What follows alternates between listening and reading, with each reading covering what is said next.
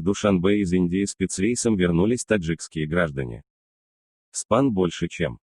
Обновлено 11 часов 8 минут 28 мая 2020 года.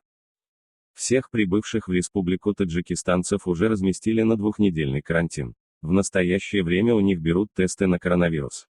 Душанбе, 28 мая, Спутник. Накануне чартерным рейсом из Индии в Таджикистан прилетели 45 таджикских граждан, которые ранее не могли вылететь на родину из-за отмены авиасообщения, сообщает МИД страны. В республику они прибыли специальным рейсом, который для них организовала авиакомпания Air India. Авторские права «Спутник», Виталий Аньков.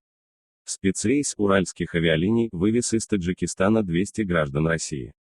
Этим же авиарейсом в Дели из Душанбе улетели застрявшие из-за пандемии в Таджикистане граждане Индии. Всех прибывших в республику таджикистанцев уже разместили на двухнедельный карантин. В настоящее время у них берут тесты на коронавирус. Граждан Таджикистана спецрейсом доставили на родину с Украины. Напомним, ранее также стало известно, что авиакомпания Самон Air 29 мая спецрейсом доставит застрявших в Дубае таджикских граждан в Душанбе, а второй вывозной спецрейс из Арабских Эмиратов в Таджикистан запланирован на 31 мая. Напомним, 22 мая авиакомпания Таджик Air также вернула на родину из Москвы 220 граждан Таджикистана. А 21 мая украинский самолет доставил из Украины в Душанбе 30 таджикских граждан.